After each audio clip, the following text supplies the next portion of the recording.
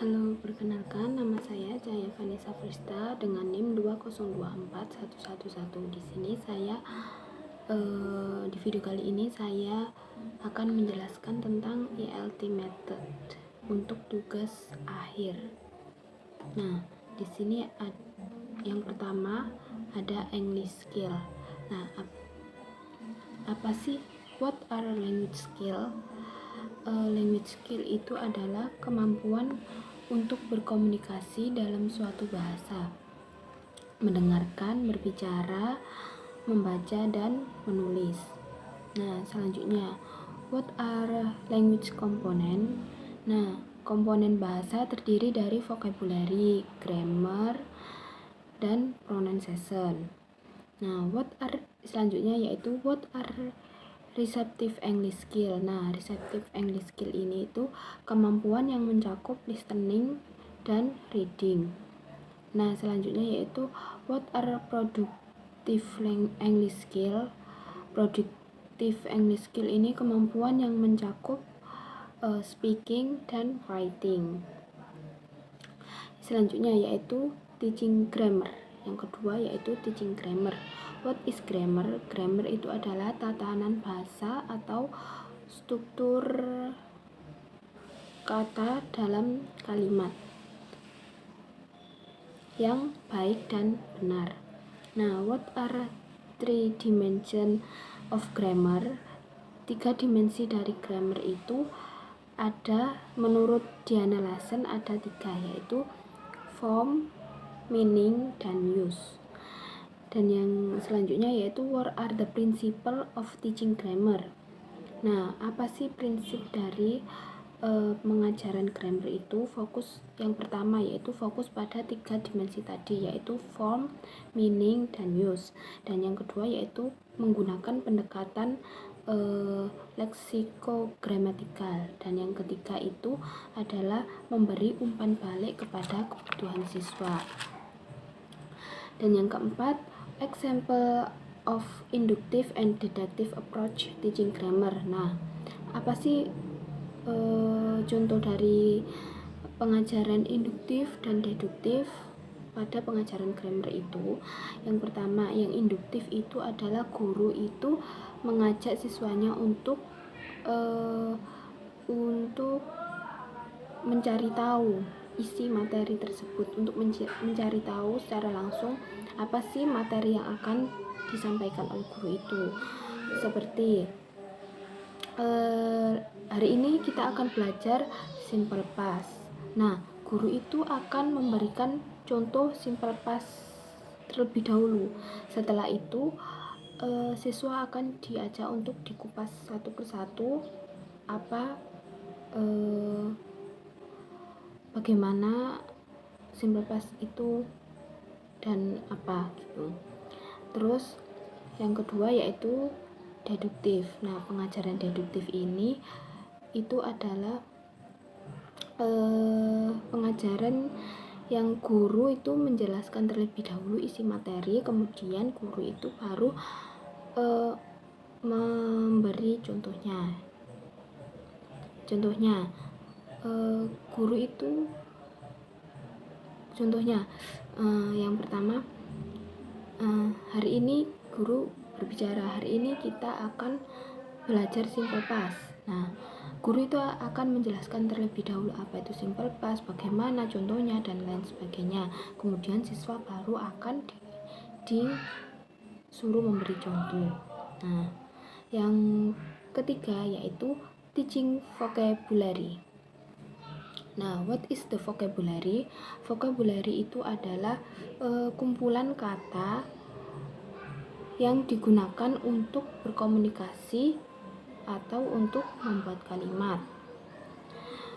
Nah, yang selanjutnya yaitu what are different dimension of vocabulary. Apa sih dimensi dari vocabulary itu? Dimensinya itu meliputi ejaan, pelafalan, makna, dan penggunaan. Terus selanjutnya yaitu what are principle of teaching vocabulary. Apa sih prinsip dari pengajaran vocabulary itu? Yang pertama, mengajak siswa untuk mempelajari kosakata. Yang kedua, menggunakan pengajaran yang spontan. Yang ketiga yaitu mendorong siswa untuk adanya pengulangan atau notebook kosakata tersebut. Nah, yang keempat yaitu teaching pronunciation. Nah, what are pronunciation? Pronunciation itu adalah cara kata-kata diucapkan termasuk tekanan, ritme, dan intonasi. Dan yang selanjutnya yaitu what is different between pronunciation dan enunciation. Nah, pronunciation itu adalah seberapa benar pengucapan, sedangkan enunciation adalah seberapa jelas pengucapan. Nah, selanjutnya yaitu what is intelligibility. Intelligibility yaitu sejauh mana ucapan seseorang itu bisa dipahami atau seberapa mudah pembicara itu seberapa mudah pembicaraan kita itu dipahami oleh orang. Itu yang dinamakan intelligibility. Nah, selanjutnya yaitu what are dimension of pronunciation. Apa aja sih dimensi dari pronunciation itu? Yaitu yang pertama menggunakan metode pengucapan, yang kedua latihan pengulangan, yang ketiga umpan balik kepada siswa itu, yang keempat adalah media visual seperti video atau musik. Nah, yang selanjutnya yaitu how to teach pronunciation. Gimana sih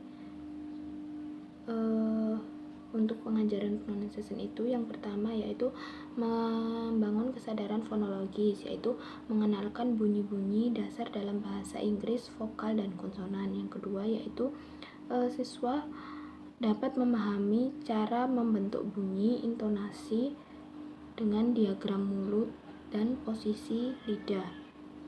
Yang ketiga yaitu memberikan umpan balik, mendorong siswa itu untuk mendengarkan suara mereka sendiri menggunakan fitur pengenalan suara. Selanjutnya yaitu yang kelima, teaching listening. Nah, what are the macro skill of teaching? The macro skill of teaching itu mendengarkan gagasan utama, informasi spesifik, menyimpulkan, dan berpikir kritis. Kemudian, what are the micro skill of teaching listening? The micro teaching of listening ini itu meliputi mengenali bunyi, tekanan, terus juga intonasi dan struktur kata bahasa. Yang selanjutnya yaitu what are type of classroom performance of teaching listening. Nah, yang pertama itu ada listening relatif, listening intensif, listening responsif, listening selektif, listening ekstensif, dan listening interaktif. Kemudian yang keenam yaitu teaching speaking. Nah, what are the macro skill of teaching speaking? Nah, macro skill of teaching speaking ini meliputi kefasihan, keterpaduan ide, pelafalan, penggunaan, dan bahasa dan kosakata. Dan yang what are the micro skill of teaching speaking? Micro skill ini meliputi melafalkan bunyi, tekanan kata, intonasi, dan pengucapan yang benar. Selanjutnya yaitu type what are type of classroom performance of teaching speaking itu. Yang pertama ada imitatif, intensif, responsif, transfungsional, interpersonal, dan ekstrapersonal, ekstensif. Dan yang ketujuh yaitu ada teaching reading. What are macro skill of teaching reading itu? Macro skill itu meliputi mengidentifikasi ide pokok, membuat ringkasan, menyimpulkan, dan mengevaluasi. Kemudian what are micro skill of teaching reading? micro skill of teaching reading ini itu meliputi mengenali kata, struktur bahasa, dan tanda baca, dan perangkat kohesi. What are type of classroom performance of teaching reading? Yang pertama yaitu ada perspektif, yaitu pengenalan kata. Yang kedua ada selektif, yaitu menemukan informasi yang spesifik. Yang ketiga yaitu interaktif, yaitu membaca teks lebih panjang. Yang keempat yaitu ekstensif, membaca untuk pemahaman umum. Dan yang terakhir yaitu teaching writing. Nah, what are skill of teaching writing ini? Macro skill of teaching writing meliputi mengungkapkan ide secara logis, mengembangkan argumen, terus menggunakan tata bahasa yang benar. Kemudian what are micro skill of teaching writing? Micro skill of teaching writing ini meliputi ejaan, tanda baca, kapitalisasi, pembentukan kalimat. Yang terakhir yaitu what are type of classroom performance of teaching writing, yaitu yang pertama ada imitatif, meniru atau dan juga terbimbing, free writing atau bebas, control, terkontrol, atau display writing. Nah, itu tadi beberapa skill untuk mengajar bahasa Inggris. Itu saja dari saya. Wassalamualaikum warahmatullahi wabarakatuh.